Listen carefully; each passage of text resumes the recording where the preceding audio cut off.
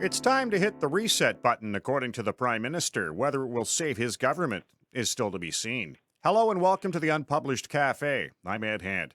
Parliament has been prorogued until late September. The WE scandals dragged down the image and support of the Liberals, and had seen Finance Minister Bill Morneau shown the door. After a tete-a-tete with Justin Trudeau, Morneau announced he was resigning to try for the top job with the OECD.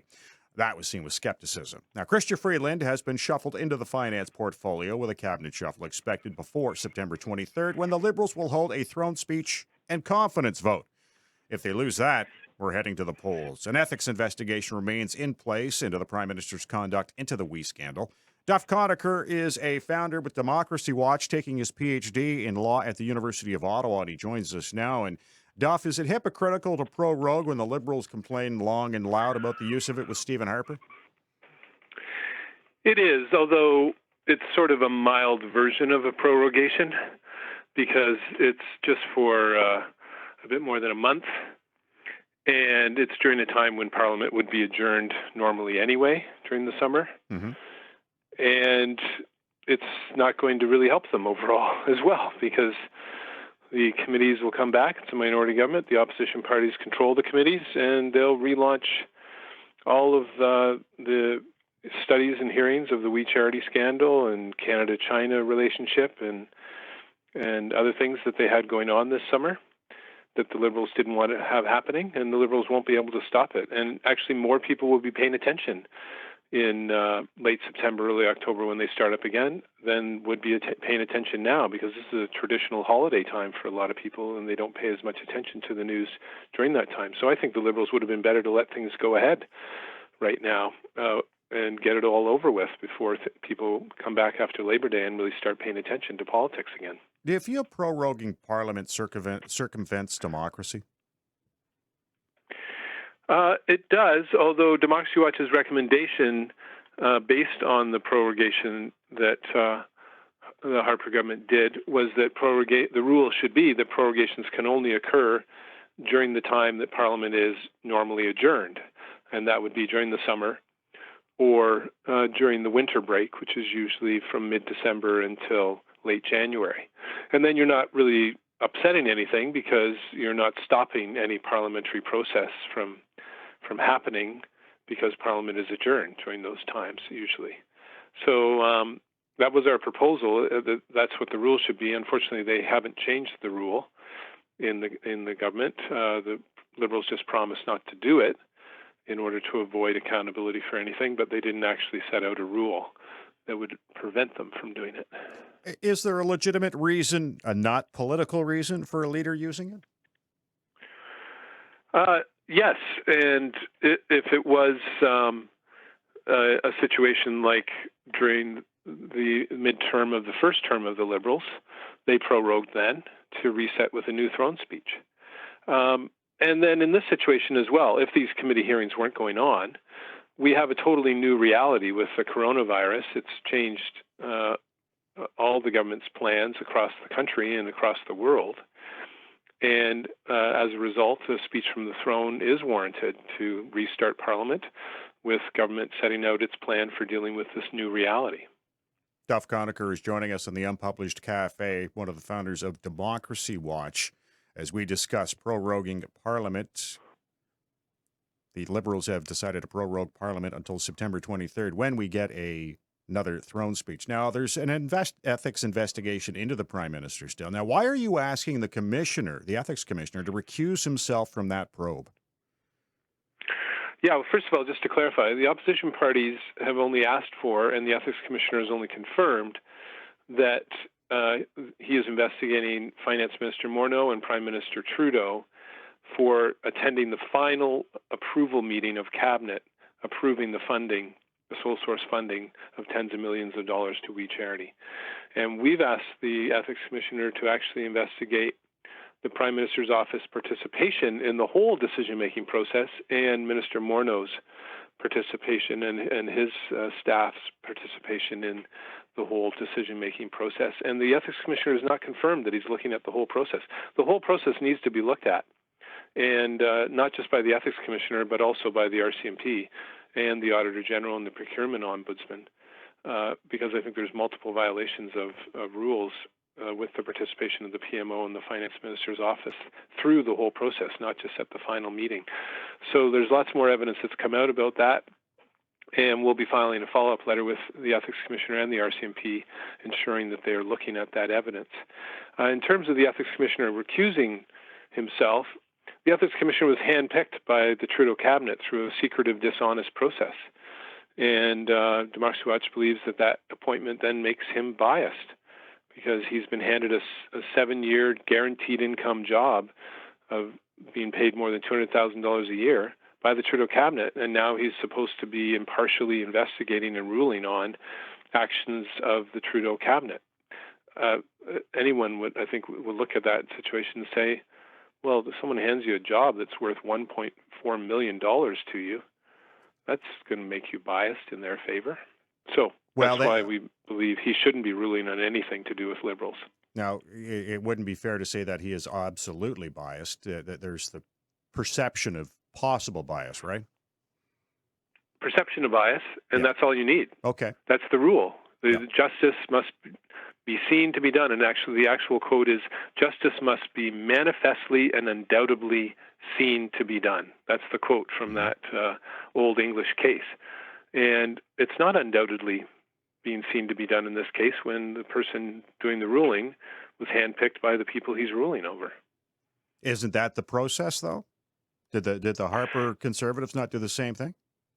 The Harper Conservatives actually had a headhunter who's not someone in the government do the selection of the shortlist, whereas the Trudeau Liberals had cabinet staff and others in the Privy Council office who serve at the pleasure of the Trudeau cabinet do the selection process of the shortlist. And they didn't disclose to opposition parties that they actually had 5 qualified candidates for the Ethics Commissioner position. They sent just Mario Dion's name to them and gave them 7 days and said, what are your thoughts?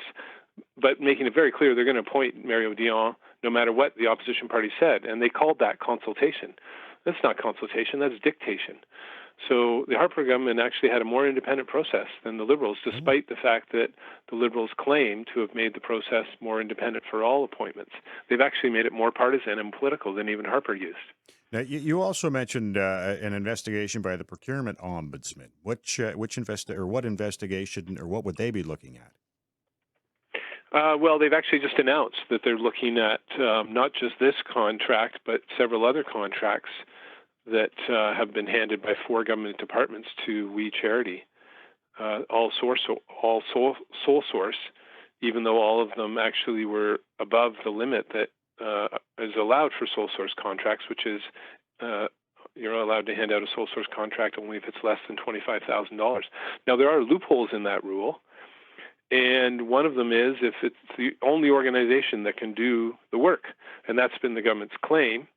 But it's a false claim. Several experts have testified and put forward, half a dozen other organizations that actually have greater reach than We Charity. We Charity doesn't even operate in French, and yet it's supposed to be delivering a national service program, and actually was going to hire another company to deliver the program in Quebec because they had no internal capacity to do that. Whereas organizations like the United Way and Boys and Girls Clubs and others, Apathy is Boring, to just name 3 right off the top of my head, all have national reach, all do youth service, and all operate bilingually. So it's just it's a lie that We Charity was the only organization that could do this, and as a result, and I would bet with some of the other contracts handed by these 4 departments to We Charity, that they also did not meet the sole source criteria. There's growing evidence that the key person at ESDC, the department that handed out this contract to and funding to We Charity, that Rachel Wernick, the assistant deputy minister there, has a relationship with We Charity that makes her biased in favor of We Charity. There's emails that have come out this week where she's congratulating Craig Kielburger, one of the co-founders of We Charity, saying, "Oh, I'm sure it's okay. You're late for our meeting because people are applauding you for minutes and minutes, so don't worry about it. Just stay there and enjoy the applause." And emails back and forth from them, and she's been to their center in Toronto, and there's just evidence that not just were the ministers biased, but the Assistant Deputy Minister, Rachel Wernick, a key decision maker in this process, was also biased in favor of them. They all got tunnel vision and ended up violating all the rules to hand this sole source funding of tens of millions of dollars to one of their favorite charities. So the bottom line to you is, even though Parliament's prorogued until September 23rd, the committee investigations will continue after that. Yes, the documents are out. The MPs have access to them, so I'm sure we'll see more and more news stories as people go through those 5,000 pages or so of documents. But in terms of hearings, I'm sure they'll be calling back lots of people and saying, wait a second, when you were here and testified, you told us this, but then here's this email that directly contradicts what you said.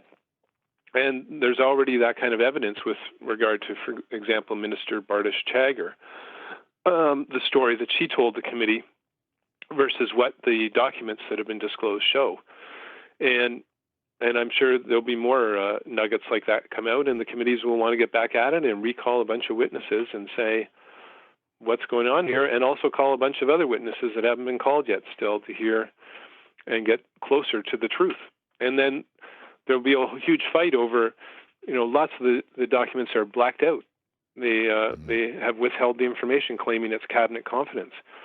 Well, I mean, Canadians justifiably suspect that what's being hidden actually is wrongdoing and further evidence of wrongdoing. And the Ethics Commissioner, the RCMP, the Auditor General, the Procurement Ombudsman, they have to see all the documents. If the Trudeau cabinet hides behind cabinet confidence, then they're just raising the suspicion, quite justifiably, that they're hiding wrongdoing. You have to see the whole communication record to know and get to the truth of how this decision happened. Duff, I want to thank you for joining us. My pleasure. Duff Conacher is one of the founders of Democracy Watch and studying his PhD in law at the University of Ottawa. Now, in the past, both Conservative and Liberal prime ministers have used the procedure to shut down Parliament, usually to shut down politically uncomfortable investigations. Charles Bird is the managing principal at Earnscliffe Strategy Group, and he joins us now. And Charles, to the cynical, proroguing Parliament appears to show the government wants to, just shut down those committee investigations. I think they've managed to put them off for a few weeks for all the good that will do them. But I think the overall priority of the government is really to hit the reset button. I mean, it's a significant occurrence for any government to lose its finance minister, but it also constitutes an opportunity to chart a new way forward. And this is especially important now as we are hopefully beginning to turn the corner on the more immediate impacts of the pandemic and focusing more on the agenda for economic recovery. And so I think what the government has done is recognize that a significant change was needed. And so now we'll see, obviously, the prorogation of Parliament, fairly significant cabinet retreat, which will allow ministers to come together and think through the bigger picture, really not necessarily for the first time, but in a way that doesn't necessitate the tyranny of the immediate, which is to say dealing with getting checks out the door and building programs from scratch. And when Parliament returns, obviously the speech from the throne will be subject to a confidence vote, and that will be a significant test for opposition parties to determine whether they want to force an election now or let things slip into 2021. You brought up a change in the finance minister, and there's been questions now about Chrystia Freeland's lack of financial background. Is that fair? No, it's singularly unfair and all too typical, and frankly a bit disappointing in the year 2020.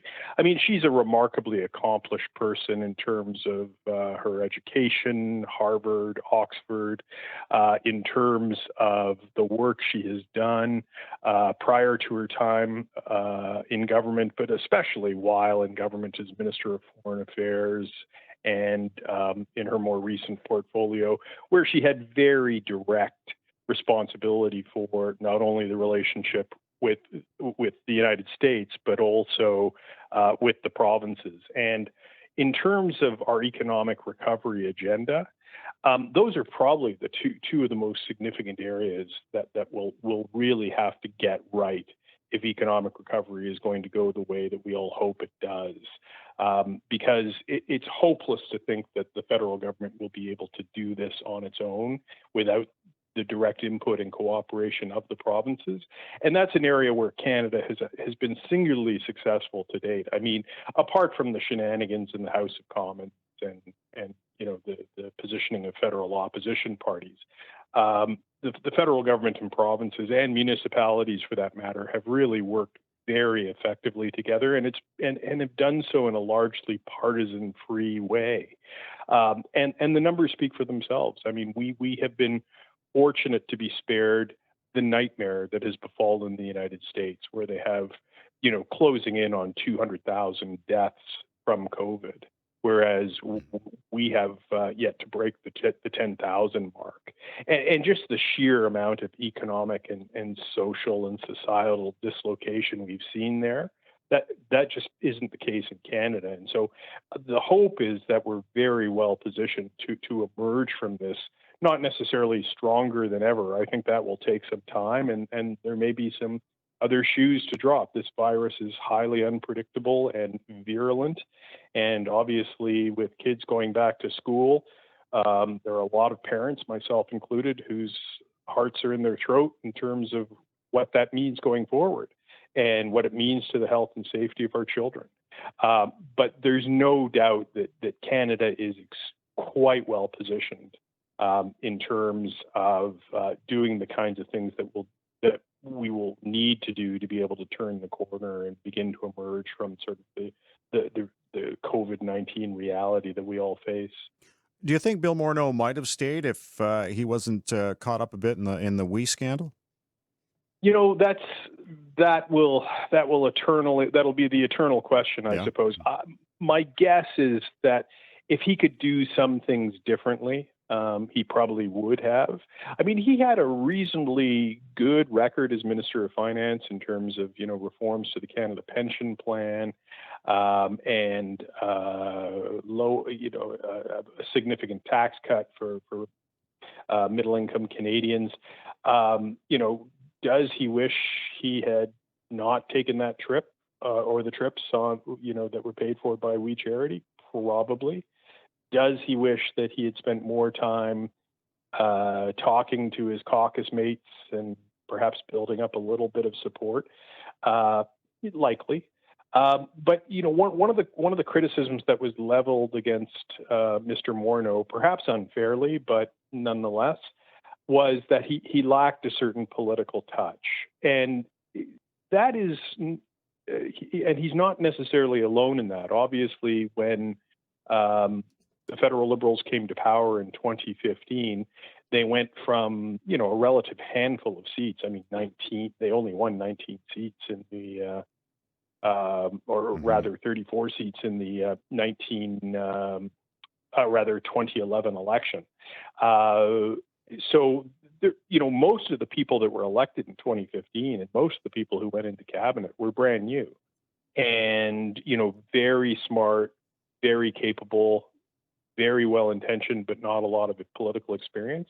And I think that's something that the federal Liberals have dealt with for some time, and it's a real challenge. And but there's no doubt that Minister Freeland certainly has the political chops, and she's demonstrated that again and again and again. And you just look at the reaction of Ontario Premier Doug Ford to her appointment as Minister of Finance, saying that she'll do a terrific job and she's enormously capable, and that there is an example of a relationship that Minister Freeland set out to cultivate, and which will likely serve both the federal government and the government of Ontario very well going forward. Charles Bird joining us on the Unpublished Cafe, managing partner with the Earnscliffe Strategy Group, as we talk about proroguing Parliament and a new finance minister for the federal government. And how do you see Mark Carney fitting into all this now that he's back in Ottawa? Interesting question, Ed. There was obviously a lot of speculation and some downright excitement on the part of Liberals at the prospect that Mr. Carney could conceivably join the government in a formal way.